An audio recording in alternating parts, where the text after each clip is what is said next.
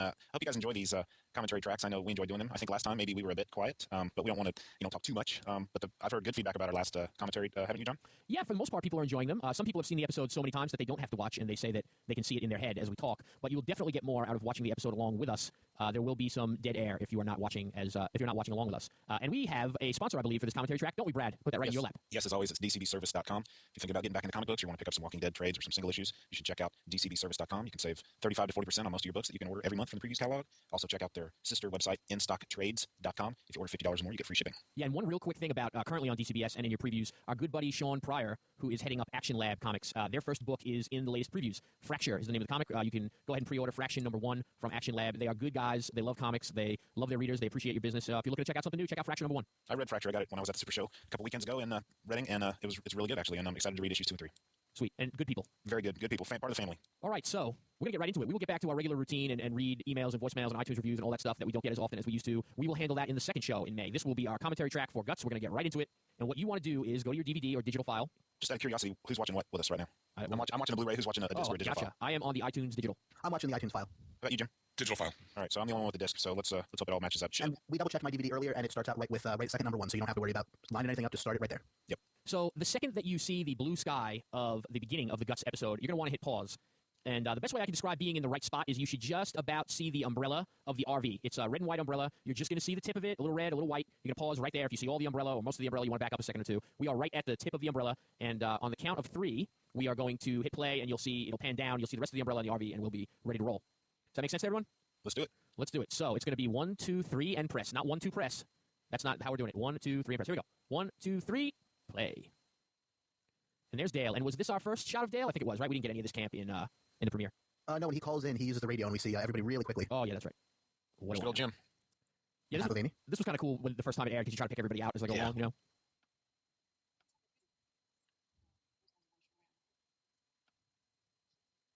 It looks to be like a camera tripod they're using as a makeshift pot holder above the fire there.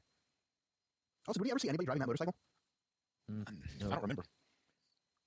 Jeffrey DeMunn, who is awesome. I used to have a hat like that. Yeah, here we see Dale's real paternal instincts, and he's trying to watch out for the group and trying to keep an eye on everybody. If I remember correctly, this episode made me very uncomfortable right off the top. Because you don't like the outdoors, right?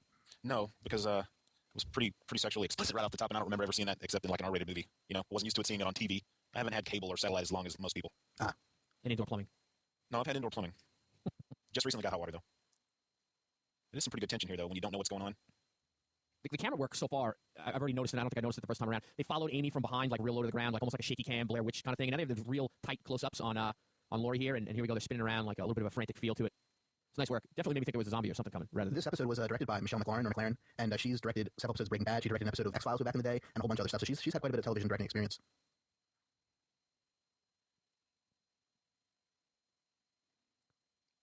In fact, looking at her episodes of Breaking Bad, she directed the episode 1 Minute, which is my favorite episode of television, period. And she did a good job of dealing with the tension there, too. This brings back all the memories of the Laurie hate that we were dishing out and the hate that was getting thrown back at us. I don't know about you guys, but I don't think I would be able to do this knowing that at any moment a zombie could hobble out. Oh, you could. I don't know, man. I kind of value my life. This is the way to go, though. Notice her fingernails. Yeah. Some nice attention to detail. Yeah. She had to reach up really high to unbuckle his pants. Yeah. Anybody know what his tattoo says? Can you read that? Wasn't it like number 23 or something? That's his chain. That's right. Yeah. It was like a word in cursive or something. Love this opening credit sequence and the music and everything. Did Sarah Wayne Callies do much before Prison Break, or was that her big break? I'll look it up. I don't remember anything off the top of my head. Yeah, I don't either. My inside sources at IMDb are saying she did, Prison Break and Walking Dead, of course. She was in an episode of House. Before Prison Break, she was in something called Bittersweet, a TV show called Queen Supreme. She was Jane in the TV series Tarzan back in 2003. Wow. She was on LA Dragnet and on Law & Order SVU back in 2003 as well. That seems to be when she started her acting career. This part was interesting for me because this is part of the footage that I saw at New York Comic Con, and they talked about it as we're going to show you, 8 minutes from the pilot, and it actually bridged the pilot to Guts. So I wonder if that was just a mistake on their part, or if they ended up re-editing some things. Well, wasn't it after Comic Con that they announced that the pilot would be 90 minutes? So they probably re-edited. Yeah, it's very possible. I wonder in the 60-minute or the 44-minute cut of the episode where the actual end was. Maybe that last shot of him riding into Atlanta on the horse from the DVD cover. Right.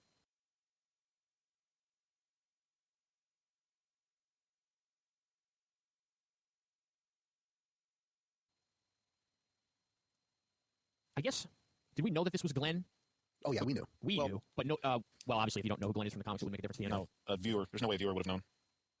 And I have a feeling that when the pilot aired, we went, that has to be Glenn, but I don't know that we 100% knew for sure. Yeah, yeah. But there's no one else that makes sense to be.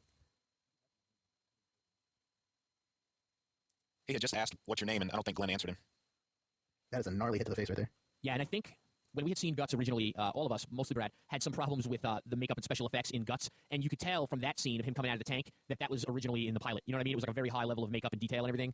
And then as we go on in this episode, there's a lot more people that just kind of have their face painted gray, with bloodshot eyes and stuff like that.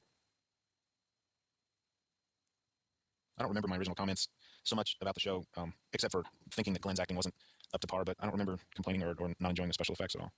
I think the zombie eating the rat you particularly didn't like. Yeah, that did look fake. Looked like a stuffed animal, to my recollection.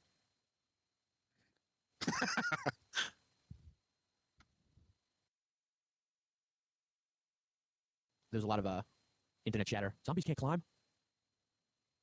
Yeah, it seemed like, especially with these first couple episodes, every other post I saw about The Walking Dead was, oh, this doesn't follow continuity, and that doesn't follow continuity. Of course, we've addressed it on the show already, but there's a lot of wide-branching zombie continuity out there, so he's got to kind of either have to live with it or shut up. I'm noticing that the exhaust of the building behind them was still going, like the roof vent, so somebody was doing something there.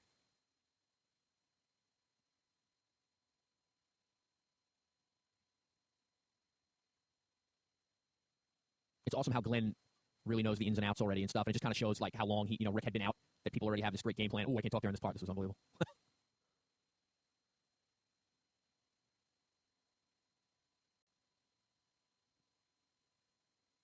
That was pretty badass. There's our close personal friend, Arnie Singleton.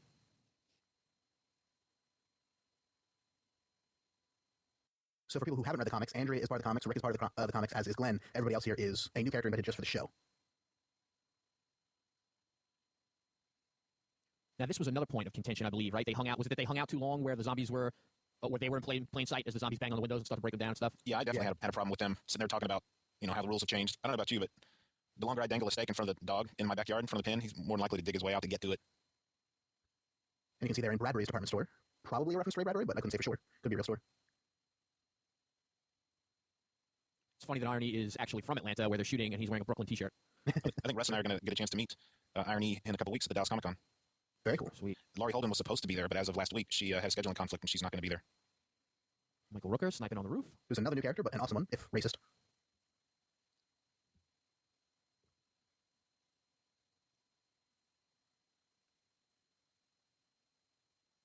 He's got some screen presence, Mm-hmm. And for a character who's only in like 1 1/10 of an episode, he leaves an impression. Yeah, he's like the Boba Fett of Walking Dead. Let's hope he doesn't go out as poorly. Oof. Yeah, I was shocked when he said that. Ouch.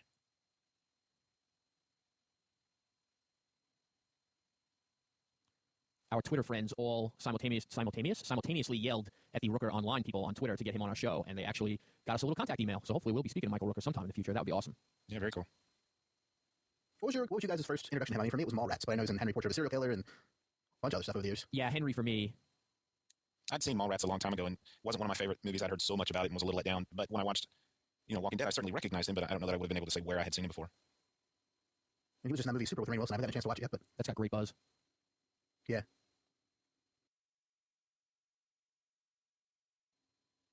Michael Rooker's one of those guys that, from Mallrats, he was such an a-hole in the movie that it was almost like the Vince Vaughn effect, where I came to think of him that way in real life too. And from what I understand, he's not, but it was always like in any other character I'd see him, and I'd always see Mr. Svenning.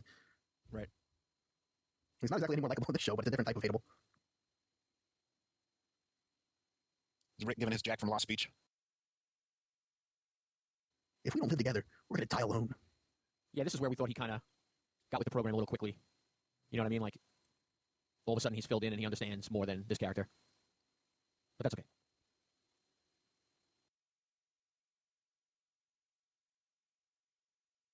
Now, a lot of people seem to not realize right off the bat that he was referring to the coke that Rooker's currently on in the scene, or the characters in the scene. I didn't actually pick that up until you just pointed it out. Because a lot of people were like, why would they allow this crazy dude to come along with him? And he was like, well, it was obviously he was clearly high. And he probably wasn't that way when they left their camp in the beginning. But Yeah, I think they could have done a better job to make it obvious. Yeah. When you said it, I thought it was like an extrapolation by you. I didn't realize. I love this shot right here. Yeah. Unless he was snorting something else, Well, see, when Rick pulled that stuff out of his shirt, you really didn't get a good look at what he pulled out. Yeah, they needed a close-up or something. Yeah.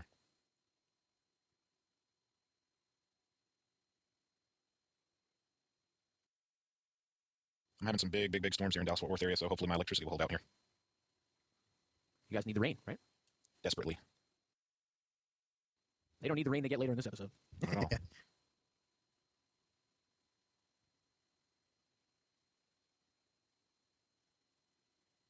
And what was it that Glenn said later on in the series? He was a pizza delivery man, right?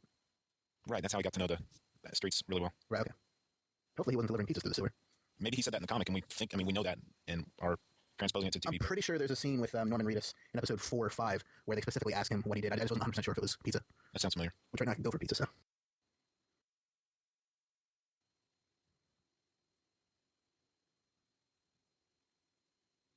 I like when Glenn takes charge here.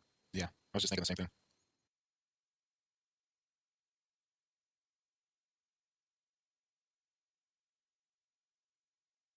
I think we've all been in not in this particular situation, but when you have a routine of doing something and you're fine, and as soon as you involve anybody else, it just gets all jacked up. Did they ever explain why everyone else was involved in this particular trip?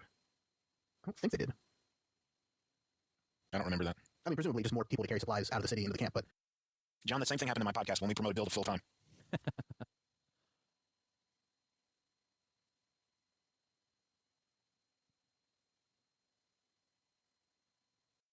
I like the absence of music.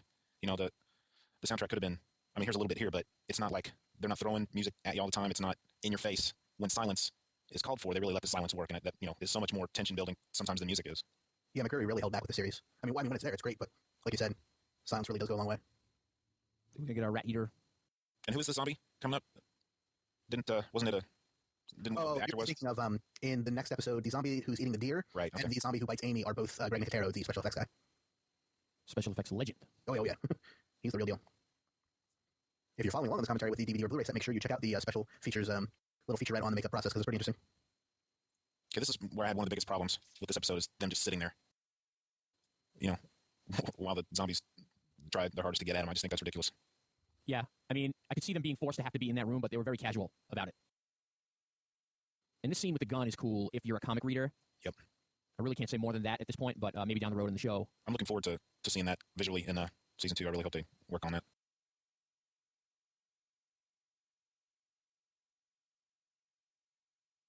Just watching that interview with Robert Kirkman the other day, and he's still not 100% saying that Rooker will be back for season 2.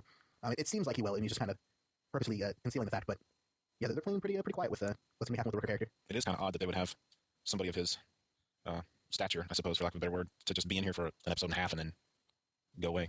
If I had to guess, it's all money-wise. He probably commands a much larger paycheck than just about anybody else. So, shoot everything as one episode. They probably shot that other scene right here with this on the same day, or the scene that begins episode number 3, and save yourself a couple bucks.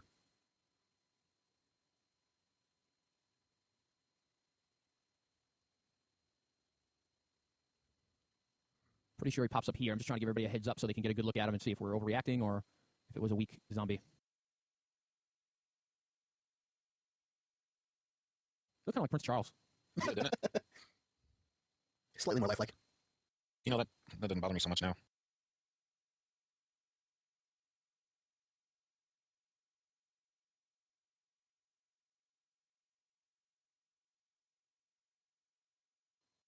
Mermaids do rule.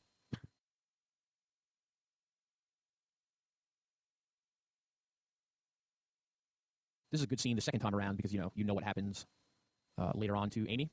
Mm. What episode does that happen to Amy? It's much. End of episode 4? Yeah, I was going to say 5 maybe, but I guess it's 4. I think it's either she dies at the end of 4, comes back at the beginning of 5, or it's That's what 5 happens. 6. I think it's 4 and 5, I think. Because they get to the CDC at the end of 5. Right. So.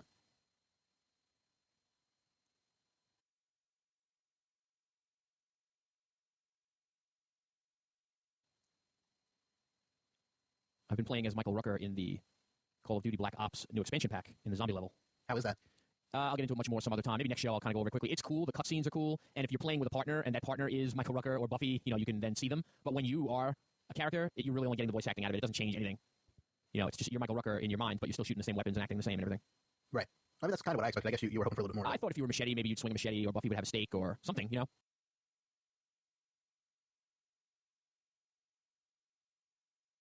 Now, all the comic readers knew what was coming, but the people on Twitter and that emailed us and stuff that were not readers were like, oh my God, they would never, could expect anything like this in a million years. Hell, we knew it was coming from the episode title. We knew well in advance that this was going to be happening. Yeah. I always thought this part was cool, as far as an example of what Rick's character is like. Him taking the time to basically eulogize this guy. Just, it just really speaks to the fact that Rick is a stand-up guy and he tries, to do the right thing.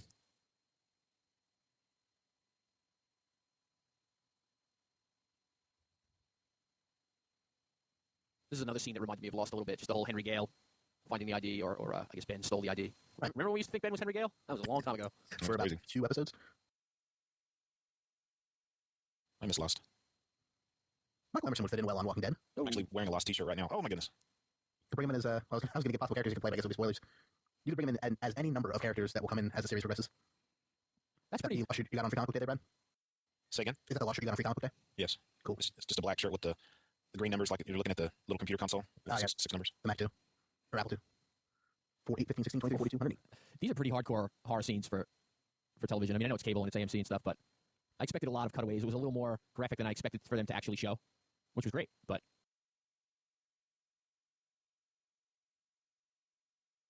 Yeah, I don't know that I could do that. Ugh. Glenn's funny in this episode. His reactions and wanting to throw up and all that. I wonder what that stuff is for real. it's probably really sausage.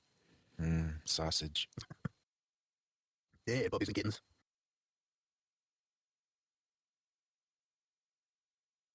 I beat his ass.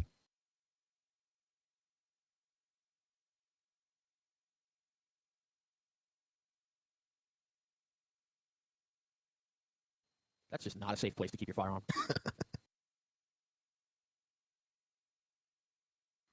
The key. Ugh.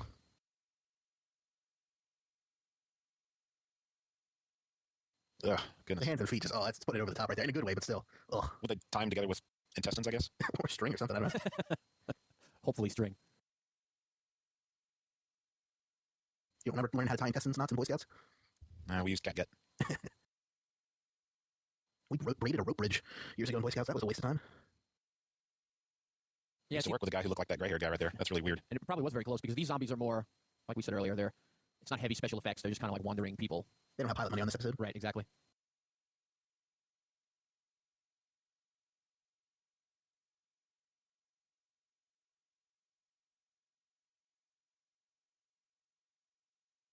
Do we get Buster in this one? I don't think we do.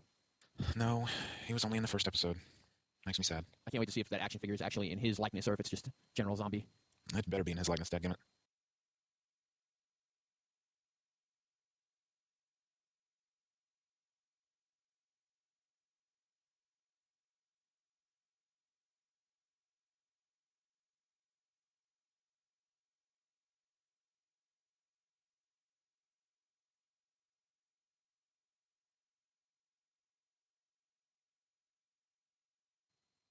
I Does don't that woman remember ever her show at up again? all. I was just saying that. I don't remember her at all. I think she might be there in the scene when they're all confronting Jim out where he's digging, episode 5 or so. Because there's a couple people in there. It's like, where have these people been the whole time?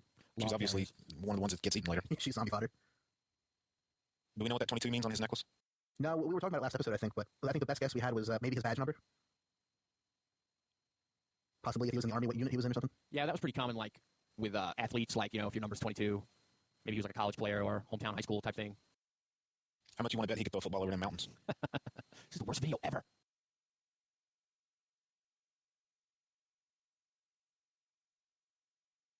Occasionally on my Blu-ray here, it appears that maybe some of the blue screen or green screen shots or something that's been rotoscoped out, for lack of a better word, to put a matte painting in the back is kind of showing up a little more. Weird. Like around edges of things, or? Yeah, like that shot a second ago when it was a wide shot of the camper and Dale was on top, like that, like this one right here. Around the edges there, Dale looks kind of matted. Which is weird because I would think that would be a very practical shot that they'd be able to pull off fairly easily. Yeah, I would assume so, but like I said, something looked weird with Dale. Some nice banjo here. Very discordant, dissonant. Yeah. Like you would expect from a bunch of zombies. Detuned or atonal or something. That was a better zombie. I like That's that guy Frasier. with his head cranked to the right. Looks like Frasier. That's what I look like in the morning. The upcoming axe to the head we're going to get here in a few minutes. There's an alternate angle that I guess they took the photo on set or whatever, and that was my wallpaper for weeks and weeks after they put that out. This is such a cool shot. Yeah, we got that shot in the Scream magazine as well. Oh, did they? That's awesome. Yeah. Uh-oh.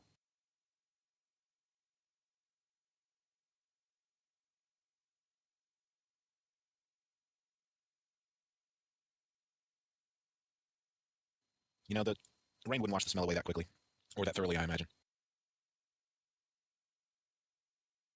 In the comic, it was portrayed as like the hardest rain you can imagine, sheets coming down. I guess that's hard to replicate. It's more expensive, I suppose, to do it that way. It's one of those famous Atlanta acid rains. They sure are talking loud. Bam.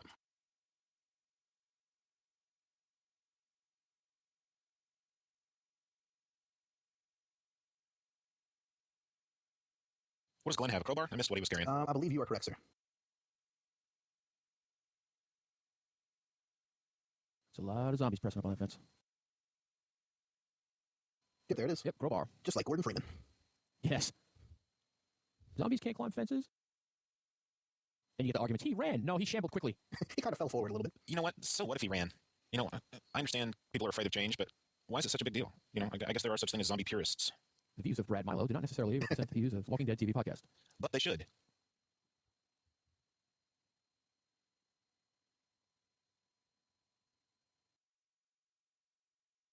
You know, I never paid attention because I don't think I've seen this episode since the finale, but do they ever see or show the Cobb Energy Center, which is the, what's the stand-in for the CDC in the finale in this episode?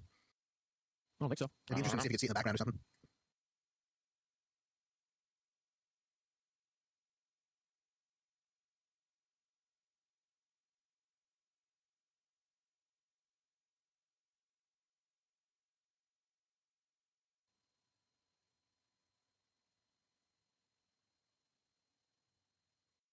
I don't know much about car alarms, but I thought they usually stopped once you started the car. Maybe not if you hotwire the car. True that. I don't know, to be honest with you, but he jacked it with like a screwdriver, so I'm assuming that. Yeah, if it stopped when you started the car, wouldn't that kind of defeat the purpose? Not if you're a thief when you get away without being caught. I don't think the car manufacturers are particularly worried about the thieves' interest when they're installing the car alarms. You guys are talking, it's the key scene. I dropped the damn key. That was a pretty good effect there with that key. Yeah, that was good. Looked real. And I actually remember one thing that stood out to me in the scene that I guess came to be true eventually when he dropped all those tools and they went out of their way to like show the hacksaw and stuff. I kind of had a feeling that that's where it was going. I'm sure lots of people did. I'm just remembering it now. Yeah, it was pretty heavy-handed foreshadowing. That was the close-up they needed of the crack file.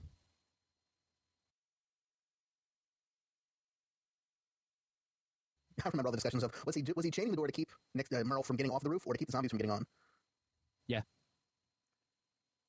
People were like yelling at Arnie Singleton on Twitter. You dropped it on purpose.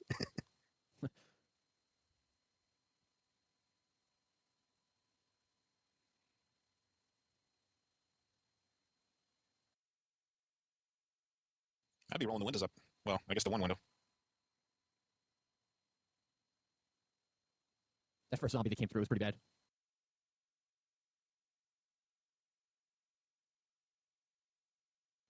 I remember expecting it not to be them when they opened this garage bay door. Right. Like they were swerving us, showing us these guys running there, and then these guys opening the door from the other end, but it would be like the wrong door or whatever. I'm glad it wasn't that. I'm not a big fan of farce.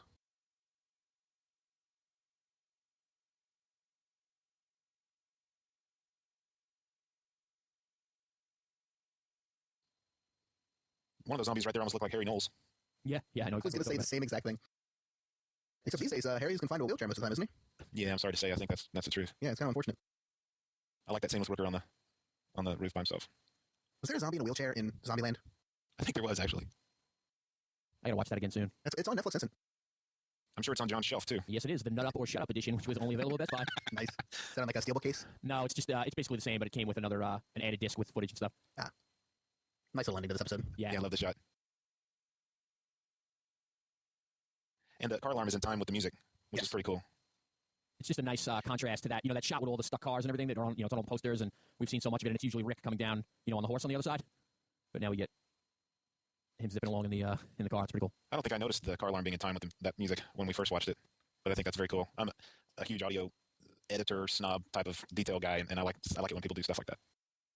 So I have to say that I think I enjoyed it more this time around. I remember having some problems with it. I don't think it was the highest rated out of when we used to, rate each show. I think it was probably in the lower end. But I think we might have given it a bum rap to some degree. I'd have to, be honest and say I enjoyed it more this time too. Maybe it's just because, I enjoyed the whole series, the whole season as a whole. So, but and Glenn didn't really bother me. I don't know. Maybe I was just having a bad night that night or something. So. Well, we had very high expectations at that point. We were waiting for the series for a long time. That's true. The premiere knocked it out of the park, and it definitely had tough. It was a tough act to follow that premiere, I think. And, when you look at the show after the fact, and you get that scene with Andrea regarding, the jewelry for Amy, and you get the setup of Merle on the roof, and, we haven't even met Daryl yet. It's kind of like a setup for a lot of things to come. It makes more sense now, I think, or it has more impact now that we've seen the whole season. I think that's true with a lot of TV shows nowadays. It seems like the trend over the last several years has been to move away from the one and done type of episode and have a season have an overall arcing story that leads throughout it. Obviously shows like Walking Dead or Fringe or Lost, there's kind of an arc to the story. And on the flip side, with shows like House or CSI, it's kind of like a puzzle or a mystery they have to solve. But even those shows, and it's one episode usually, but even those shows have subplots that stretch throughout the whole season. So I think that some shows, like some comics, they view better and read better when you do 1 or 2 or 3 issues or episodes at a time. Yeah, I would agree. All right, so that is our commentary for episode 2 of The Walking Dead, season 1, Guts. Jordan, you are much better at the ending, so why don't you tell everybody how to reach us if they don't know how already? Sure, no problem. You can leave us a voicemail at 516-468-7912. You can send us an email, comments at walkingdeadtv.com. Don't forget to check out Half Hour Wasted on Mondays. That's Brad's show. And Legion of Dudes on Thursdays. That's my John and Jim show. Jim had to leave us, but that can both be found at hhwlod.com. Check out Media Minutes, our 5 minutes or less media review show. You can check out our Facebook groups for Legion of Dudes, Half Hour Wasted, Walking Dead TV, and Media Minutes. And follow us on Twitter at WDTV Podcast and for our general Twitter feed at hhwlod_network. So until there's no more room in hell and the dead walk the earth, remember, just think about puppies and kittens. Dead puppies and kittens. Have a good week, everybody. Good night. Good night.